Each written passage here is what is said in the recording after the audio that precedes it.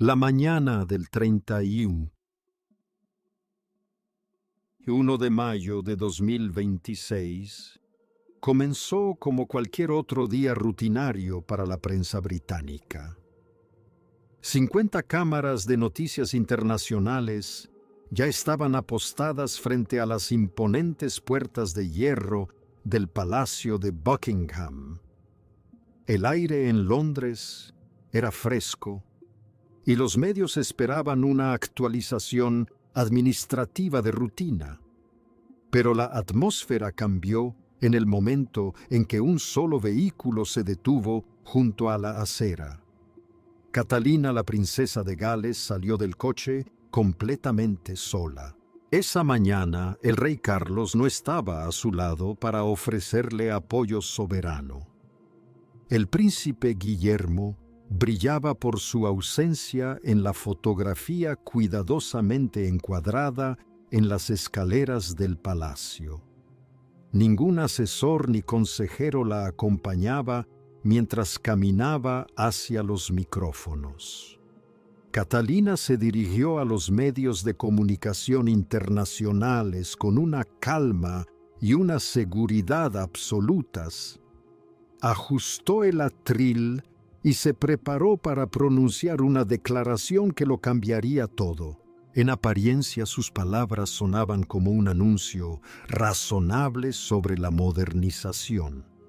Habló de transparencia financiera y de la necesidad de que la corona representara una integridad absoluta. Anunció que a partir de la medianoche, todo el sistema de beneficencia real sería sometido a una auditoría forense. Cualquier fondo no documentado dentro de la Casa Real sería congelado de forma inmediata y permanente. Afirmó que los errores ya no quedarían impunes. No se trataba de una rueda de prensa cualquiera. Era una maniobra legal calculada. Catalina estaba presentando un protocolo en directo por televisión que iniciaba una congelación total del gasto. La mayoría de los medios de comunicación lo presentaron como un paso adelante para la imagen de la realeza. Se centraron en la imagen de una princesa moderna al mando de la familia. Pero el verdadero objetivo de esta maniobra era mucho más específico y de mayor trascendencia. La congelación de gastos tenía como objetivo la infraestructura financiera de una persona en particular. Catalina apuntaba a la red financiera privada que la reina Camila había construido a lo largo de décadas. Al mencionar errores a escondidas, enviaba un mensaje directo a su madrastra. Esto fue una señal para todos en el palacio de que las reglas habían cambiado oficialmente. Catalina ya no desempeñaba un papel secundario en la jerarquía familiar. Al aparecer sin Carlos ni Guillermo, proyectaba una nueva imagen de autoridad independiente. Le indicaba al público que no necesitaba permiso para proteger la institución. Se erigía allí como el futuro de la monarquía, actuando como su principal garante y protectora. Mientras ella acaparaba los titulares en Londres, una escena muy distinta se desarrollaba en el campo. A unos 110 kilómetros de distancia, una trampa se cerraba en el tranquilo condado de Wiltshire. La reina Camilla pasaba la mañana en su finca privada de Ray Mill, en el campo. A las 11 de la mañana, toda la propiedad fue puesta en estado de alerta máxima. Ningún miembro del personal tenía permitido entrar ni salir por las puertas principales. Todas las vías de comunicación habituales del palacio fueron interrumpidas abruptamente por el personal de seguridad. Finalmente, un único vehículo negro se detuvo en el largo y sinuoso camino de entrada a la casa. Dentro del vehículo se encontraba un asesor legal de alto nivel que representaba los intereses del príncipe Guillermo. Llevaba consigo una carpeta de seguridad que contenía lo que ahora se conoce como el contrato tácito. No se trataba de una sugerencia cortés ni de una solicitud para que Camilla redujera su carga de trabajo. Era un acuerdo legal vinculante, sin margen alguno para la negociación. Los términos estipulados en esas páginas eran extremos y la despojarían de toda autonomía. Al firmar el documento, Camilla renunciaría a su derecho a hablar en cualquier función oficial. Toda declaración pública o correspondencia requeriría la aprobación previa por escrito de Catalina. Toda interacción con la prensa y todo compromiso benéfico serían estrictamente controlados. La red personal que había construido durante 30 años se desmoronaba en una sola mañana. Sus alianzas estratégicas y relaciones con los medios de comunicación estaban ahora bajo el control de la princesa. Quizás se pregunten por qué una reina consorte en funciones aceptaría tales condiciones. Técnicamente, Camilla aún tiene un rango superior al de Catalina en la jerarquía formal del palacio. Pero el príncipe Guillermo tenía una ventaja que hacía que su rango fuera completamente irrelevante. Esa ventaja era una cifra específica encontrada en lo más profundo de los libros de contabilidad reales, $12 millones. Los peritos contables habían descubierto una sofisticada operación que se desarrollaba dentro del Ducado de Cornualles. El funcionamiento de esta operación era ingenioso y se ocultaba tras los gastos administrativos habituales. Se aprobaban pequeñas subvenciones para lo que parecían ser necesidades operativas rutinarias del hogar, pero estos fondos nunca llegaban al público ni a las organizaciones benéficas a las que estaban destinados. En cambio, el dinero se desviaba a un fideicomiso intermediario secundario para uso privado. Desde allí se distribuía entre una red de organizaciones no declaradas vinculadas a Camilla. Este dinero institucional se utilizaba para financiar una esfera privada de influencia social. Financiaba su red de contactos y forjaba alianzas ocultas a la vigilancia del palacio. Cuando los investigadores finalmente descifraron el rastro documental, la evidencia era irrefutable. Dicha prueba se encontraba en la carpeta entregada en la finca de Camilla esa misma mañana. Se le presentó una disyuntiva sin escapatoria ni demora. Podía firmar el contrato y conservar su título, pero perder todo su poder. O podía negarse a firmar y enfrentarse a una exhaustiva investigación regulatoria externa. Según la Ley de Organizaciones Benéficas de 2011, malversar fondos fiduciarios es un delito grave en Gran Bretaña. Ya no se trataba de una cuestión de reputación familiar, era una cuestión legal. Si se negaba los registros financieros, se harían públicos a la prensa internacional. La investigación pública resultante habría sido catastrófica para el rey y la monarquía.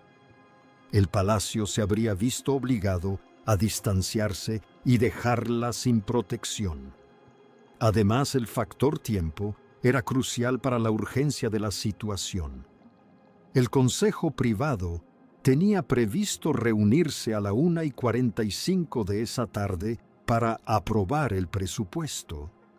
Una vez que dicho presupuesto se convirtiera en un documento estatal permanente, la institución quedaría legalmente comprometida. William sabía que si el libro de contabilidad se firmaba con la discrepancia, la corona se vería comprometida. Tenía que resolver el problema antes de que comenzara oficialmente la sesión del Consejo ese día. El asesor legal dejó los documentos sobre la mesa y se marchó sin decir palabra.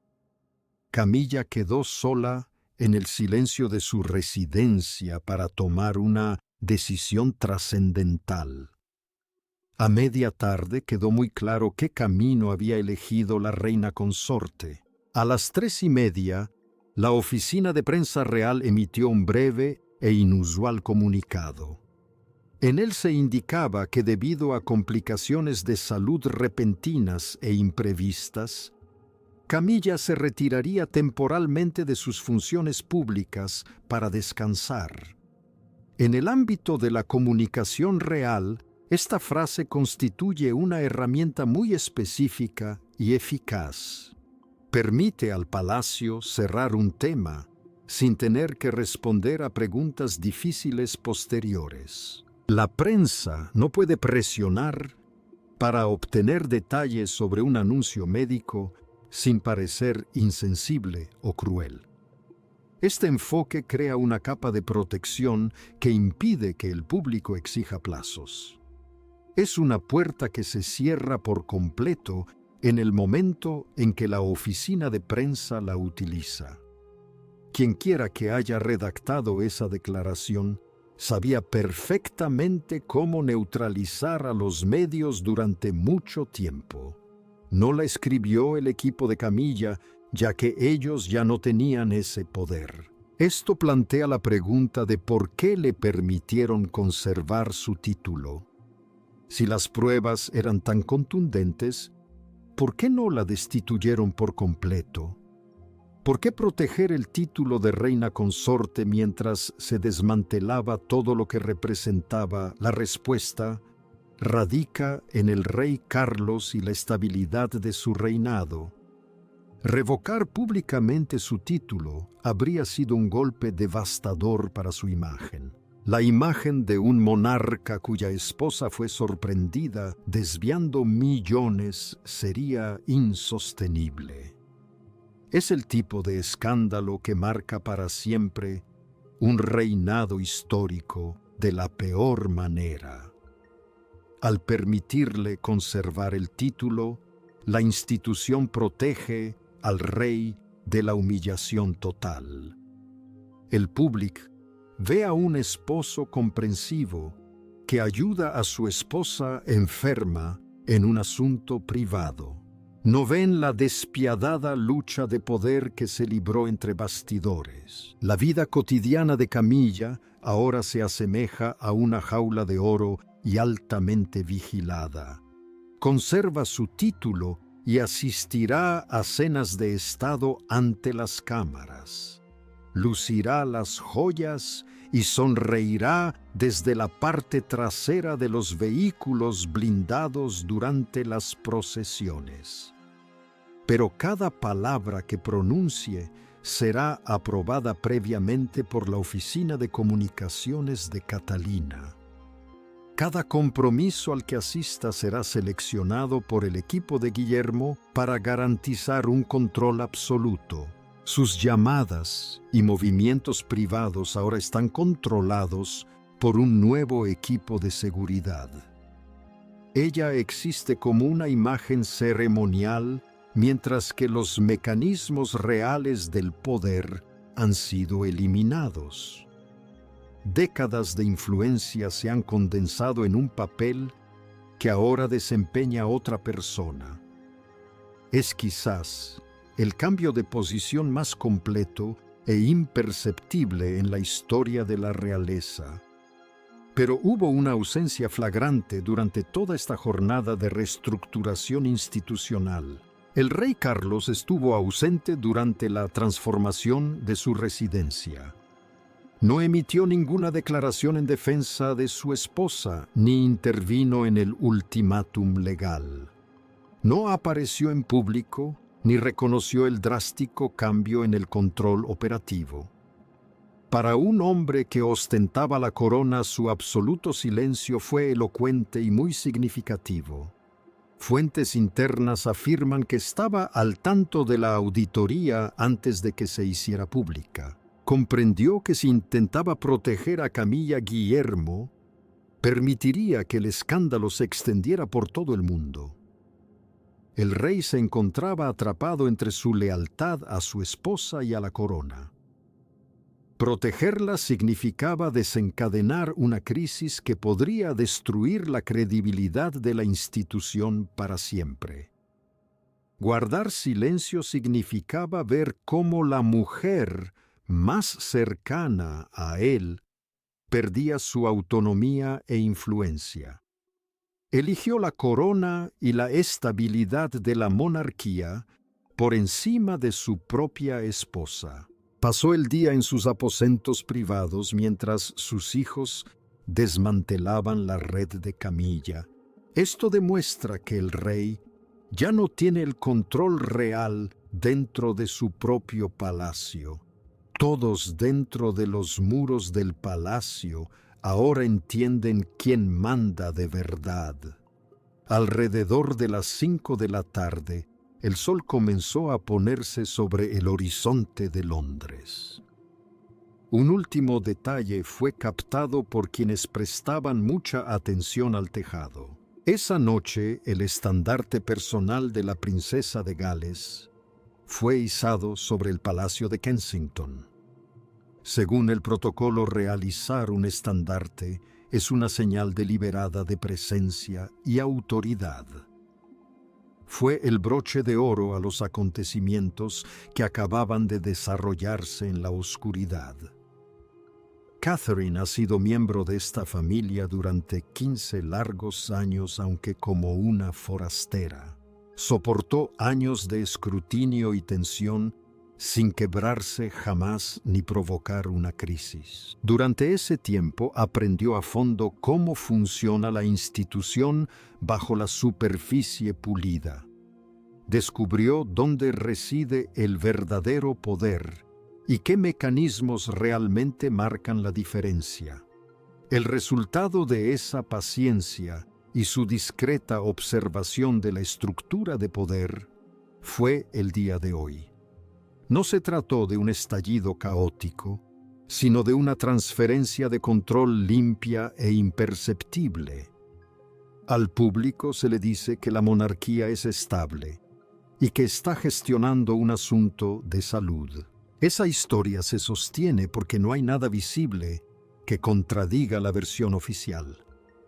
No hay huellas dactilares ni argumentos públicos que los tabloides puedan aprovechar. Solo una bandera en un tejado y un comunicado de prensa sobre un período de descanso. Pero justo cuando parecía que todo estaba resuelto, los investigadores hicieron un nuevo descubrimiento. Encontraron una anomalía en las últimas páginas de la auditoría que cambia la historia. En la documentación se encontró un rastro digital que el equipo del palacio pasó por alto. Justo antes de que se apagaran los servidores internos, se autorizó una última transferencia bancaria. Una parte significativa de los fondos no documentados se transfirió antes de que se pudieran congelar las cuentas. Este dinero no fue a parar a un banco británico ni a una organización real local, sino a una entidad privada extraterritorial registrada en Montecito, California. Este es el lugar exacto donde residen actualmente el príncipe Harry y Meghan Markle. Según los registros, la cuenta receptora está vinculada directamente al Sussex Trust. Este descubrimiento lleva la historia a un terreno que plantea muchas preguntas peligrosas y sin respuesta. Los datos muestran una transferencia, pero no revelan el motivo. Las implicaciones son lo suficientemente importantes como para redefinir toda la narrativa familiar que conocemos. La versión oficial siempre ha girado en torno a una profunda división dentro de la familia real. Harry y Meghan se encuentran en un bando tras haber abandonado la institución para comenzar una nueva vida. En sus memorias y entrevistas televisivas, describieron un ambiente frío y hostil. En esos relatos, Camilla solía ser retratada de forma muy desfavorable y negativa. El público creía que se trataba de facciones opuestas sin ningún tipo de comunicación interna. Pero estos nuevos datos financieros sugieren que podría haber existido un acuerdo secreto. Ambas partes podrían haber encontrado en esta conexión financiera una ventaja mutua durante años. Camilla necesitaba una vía de salida para el capital que no podía permanecer en el Reino Unido. El Sussex Trust está completamente fuera de la jurisdicción británica y de la supervisión del palacio. Es el destino perfecto para los fondos que no se desean congelar por una auditoría. Esto genera gran incomodidad e inseguridad en la nueva estructura de poder dentro del palacio. William y Catherine creían haber hecho una limpieza a fondo de toda la casa. Tenían el contrato, la auditoría y el comunicado de salud pública listos. Pero $12 millones no desaparecen sin dejar rastro. Fueron a parar al único lugar al que el príncipe y la princesa no pueden acceder legalmente. Quienquiera que tenga esos registros en California, ahora tiene una ventaja decisiva. Posee los recibos y la documentación que demuestra el movimiento de ese dinero y sus motivos. Observa cómo se desarrolla la situación en Londres desde una distancia segura y cómoda. Está fuera del alcance de cualquier cosa que el palacio haya construido durante aquel largo día. Esto no es un cabo suelto menor, es un desastre institucional potencial. La genialidad de la operación del 31 de mayo radicó en su total invisibilidad y silencio. Funcionó porque se mantuvo contenida y fue completamente negable al público en general. Pero esa invisibilidad solo funciona si la evidencia permanece dentro de los muros del palacio. Una vez que esos documentos estén en manos de personas dispuestas a hablar, la situación cambia. Catalina puede controlar la vida de Camila, pero no puede controlar lo que sucede en California. Si Harry y Meghan deciden hablar sobre la transferencia, avergonzarán a toda la familia. Generarán interrogantes sobre la auditoría y sobre lo que William sabía del dinero desaparecido. Sugieren que la limpieza financiera tuvo más que ver con el poder que con la integridad. Esto abre todas las puertas que la operación de ese día pretendía cerrar definitivamente. Lo que presenciamos no fue una resolución, sino el comienzo de un nuevo juego. El cambio de poder interno es real, y la autoridad de Catalina es ahora innegable y absoluta. La bandera en el tejado fue un símbolo de una nueva era para la monarquía británica. Pero la parte más trascendental de la historia se encuentra actualmente al otro lado del océano. Está en manos de quienes tienen todo el derecho a usarla. La familia real cree haber cerrado el círculo y asegurado la corona hoy. Puede que no se den cuenta de que existe una brecha que no sellaron a tiempo. En algún lugar de Montecito alguien tiene la clave de la próxima crisis real. Saben exactamente cómo se movió el dinero y quiénes participaron en su desvío. El silencio de los Sussex durante esta toma del palacio podría ser lo más peligroso. Al caer la tarde en Londres, comienza la verdadera batalla por la corona.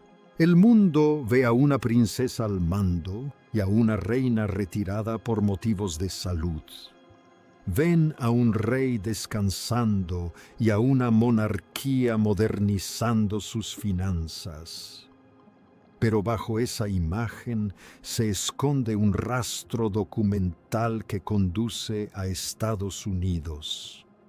Un rastro que conecta el pasado de la monarquía con sus críticos más acérrimos. La historia del 31 de mayo está lejos de haber terminado para la familia real. El asesor legal que dejó Ray Mill creyó que el trabajo estaba terminado y había sido un éxito. Catherine pensó que su momento estelar en el palacio le había asegurado el futuro como reina. Pero en la era de las finanzas globales, las fronteras no impiden que la verdad se difunda. $12 millones es una cifra lo suficientemente impactante como para derribar cualquier muro del palacio. Ahora esperamos a ver quién decide dar el siguiente paso. ¿Intentará el palacio negociar con Montecito para mantener los registros ocultos para siempre? ¿O usarán los duques de Sussex la auditoría para demostrar la veracidad de sus afirmaciones anteriores? La estabilidad de la corona ahora depende de un registro digital en otro país. Es un recordatorio de que en esta familia ninguna victoria es realmente limpia. Siempre hay un costo oculto y un secreto que se resiste a permanecer enterrado. Mientras Catherine se adapta a su nuevo rol como garante de la disciplina institucional, se enfrenta a una disyuntiva. Debe decidir cómo afrontar una amenaza que no puede ver ni controlar directamente. El cambio de poder en Londres fue brillante, pero quizás incompleto. Los próximos meses revelarán si el contrato silencioso fue suficiente para salvarlos. Por ahora el mundo observa la bandera ondeando al viento sobre el Palacio de Kensington. Representa un nuevo liderazgo más joven, más ágil y mucho más implacable. Pero incluso los líderes más calculadores pueden dejar una puerta sin abrir por error. Esa anomalía de $12 millones es el fantasma que perseguirá a la nueva era real. Es la pieza final del rompecabezas que el público jamás debió encontrar. El documental sobre este reinado apenas está entrando en su capítulo más intenso. Las próximas semanas traerán más auditorías y más información actualizada sobre la salud pública. Pero la verdadera acción se desarrollará a través de mensajes cifrados y llamadas legales privadas. La conexión entre Camilla y el Sussex Trust es un vínculo inquebrantable. Es un lazo estructural que une a la vieja guardia con los nuevos rebeldes. Y en ese vínculo podría decidirse finalmente el verdadero destino de la monarquía británica.